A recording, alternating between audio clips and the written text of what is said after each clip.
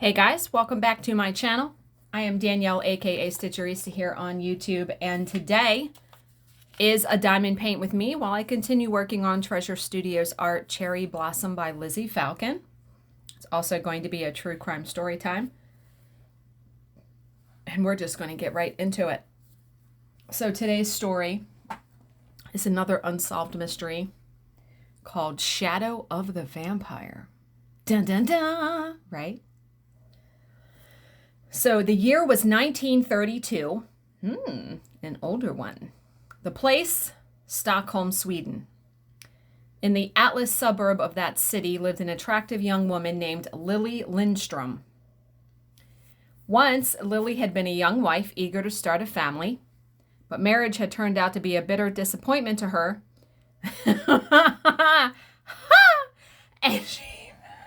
and she found herself divorced at age 22.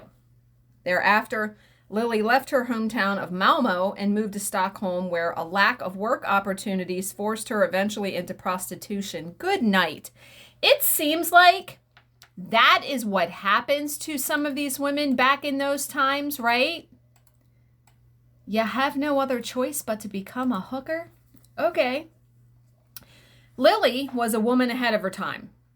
In an area where most of the sex workers had to brave the cold streets around Sant Eriksplein. You know I murdered that. She worked from the relative comfort of her cramped apartment.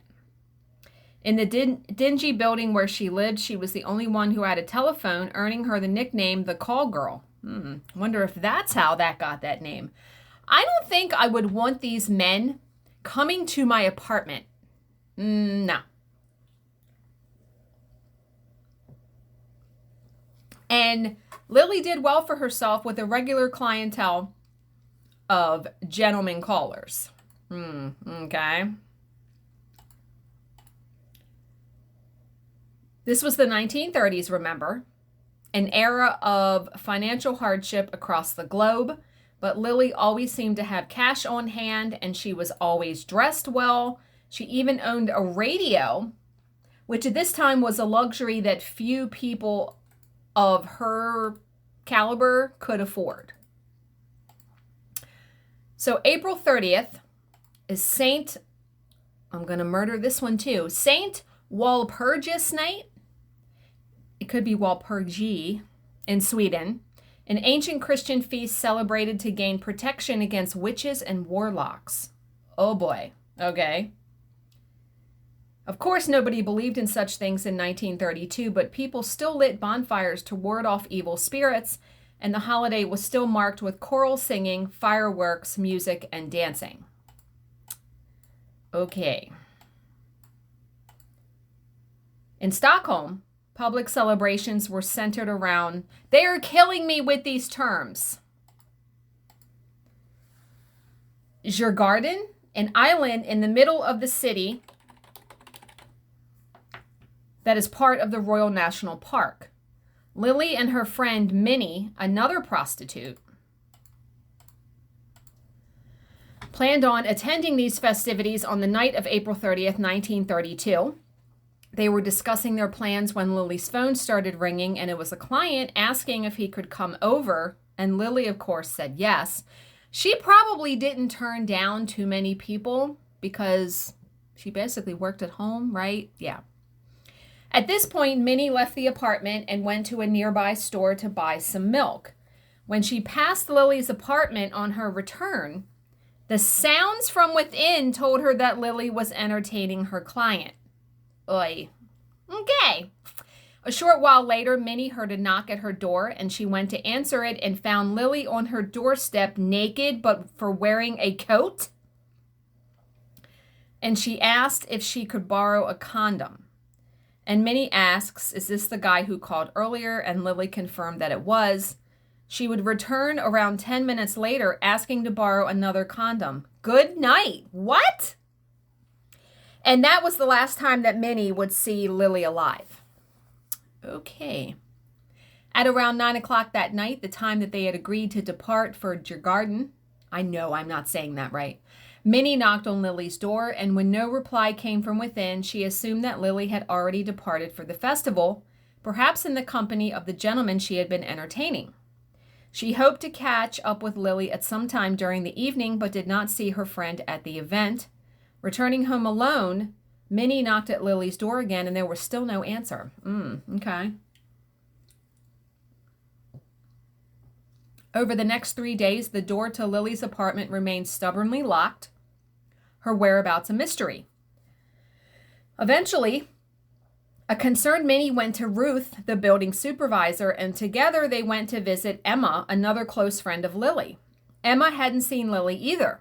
The two of them had been meant to meet up on May 2nd, but Lily had not shown. You would start becoming concerned, right? After discussing their options between them, the trio agreed to give it another day and then to go to the police. Lily was officially reported missing on May 4th. An officer was then dispatched to her apartment to check on her. Finding the door securely bolted, he called in the fire department to break it down, and what they found inside would send waves of revulsion and terror across the city, indeed across the nation. Okay, so we know Lily's going to be dead, but if the door was locked from the inside, how did her attacker escape? Through the fire escape? So Lily's naked corpse was lying face down on an ottoman, the back of her head caked with blackened blood. 3 massive blows to the cranium had ended her life, blows which, Jesus Christ. Okay, kids should not be listening to this one if you're having your children listen. Blows which the coroner believed had been delivered while Lily and her client were engaged in anal sex. Alrighty then. The weapon of her destruction, believed to be a crowbar, an iron pipe, or some other heavy instrument, had been removed from the scene. In fact, the place was exceedingly tidy, with Lily's clothes neatly folded and stacked on a chair beside her brutalized corpse. Most surprising, given the viciousness of the crime, was the lack of blood on the surrounding surfaces. The killer had apparently spent some time cleaning before he left, and according to the coroner, Lily had been dead 2 to 3 days. Okay. So far, what has been described is a fairly unremarkable murder, albeit a brutal one. Prostitution has always been a hazardous profession, and regrettably, there will always be casualties. But Lily's case was about to take a detour into the surreal, as the coroner noted that the body had been exsanguinated, which means almost entirely drained of blood. And where is said blood? Because it wasn't in her apartment. I'm ill. Ugh. What might have caused such severe blood loss was unknown, but the police chief was quick to stamp out the wild rumors that had begun circulating among his men. These held that someone had murdered the unfortunate woman, drained her blood into a container, and carried it away with him. Because where was it? He told his officers to get down to some real police work and dispatched them to question the resident prostitutes in the area. Did they have any clients with a particular blood fetish? Had there been any suspicious characters hanging around the area? Was there anyone who the police should check out? The streetwalkers, those who would talk to the police at least, because let's face it, they don't like the police, right? They offered up a veritable rogues gallery of shady characters, and no one who could be connected to Lily, though. The police homicide squad, meanwhile, was working a far more focused line of inquiry. This centered on the belief that Lily had probably known her killer and that he might have been one of her regulars, perhaps the man who had called earlier in the evening. Chasing down this theory, detectives tracked down every name in Lily's address book, questioning each and every one. They also retrieved a stack of business cards found in the apartment and repeated the process. Many of these men were captains of industry, city officials, clergy, and the like. Yeah, men, it doesn't matter. It doesn't matter. Men want sex. They were more than willing to cooperate, if only to avoid being publicly named. They could all comfortably be ruled out. While all of this was underway, the detail that the police had hoped to keep out of the public realm had begun to circulate, the one about the apparent draining of the corpse's blood. This was at a time when interest in vampires was at its peak, mainly due to the release of the horror classic Dracula starring Bela Lugosi. Many of Stockholm's citizens were genuinely afraid that such a creature had arrived in their fair city. Yikes. For others, though, the monster was far more earthly, if no less terrifying. The previous year had seen the execution of the German serial killer Peter Kürten, and the newspapers had been dominated by gory descriptions of his crimes. Kürten was known as the Vampire of Dusseldorf, and that moniker was well-deserved. He was obsessed with blood and killed for the express purpose of satisfying his cravings. Ew. Blah. His confessions included graphic descriptions of the ecstasy he experienced while lapping blood from the open wounds of his victims. What the fuck? The fear was that a monster similar to Kürten had surfaced in Stockholm, that he had killed Lily and supped on her blood. He supped on her blood? I'm going to start saying that. I'm going to start saying, I supped on tacos last night. We're supping on tacos tonight. Supped on her blood? And that he would soon strike again. Those fears reached fever pitch 6 weeks after the killing, when the newspaper reported that a blood-stained ladle had been found in the courtyard of Lily's building. According to the report, this had been used by the killer to collect Lily's blood. He had then raised the ladle to his lips and drunk from it. No. This sensationalized report created panic in the city and placed tremendous pressure on the police to catch the Atlas vampire, which it was now named.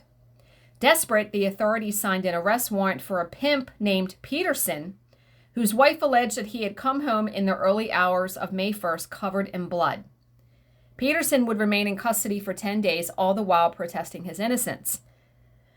He was eventually released after another pimp provided him with an alibi. Then the police turned their attention on Ragnar Nilsson, a one-time lover of Lily, and he too was eliminated. And the trail started going cold because you think how many people they questioned, right? Pretty soon there were no more leads to run down, and the city held its collective breath, certain that the vampire would strike again, because this type of killer seldom stops at one victim. The Atlas vampire, however, would prove to be the exception. He never claimed another victim, at least not in the way that he had murdered Lily. Lily's body was shipped back to Malmö for burial, and the police eventually stopped working the case for lack of clues, and the identity of her killer remains a mystery to this day. But that is not to say that there aren't the theories as to what happened in that dingy apartment on that April night, because there are always theories. The most common point of contention is whether the victim was really drained of blood, because draining a body of fluids requires a certain level of expertise, and even if the killer was able to achieve this, he would still have had to carry his spoils from the scene. The average human body, here's some factoids for you guys. The average human body contains around 10 pints of the stuff, weighing around 10 pounds. How did the killer transport this without being spotted on streets that were rife with revelers? Because remember, this festival thing was going on, right?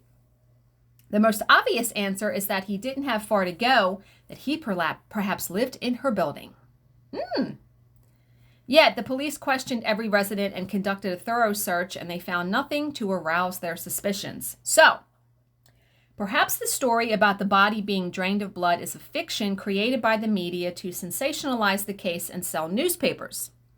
This is the view of Swedish criminologist and author Leif Persson. Persson doesn't believe that the body was drained and also questions the ladle story, asserting that it was never tested for blood and probably came from the restaurant on the ground floor of Lily's building. That sounds reasonable until you consider the testimony of an investigator who actually worked the case.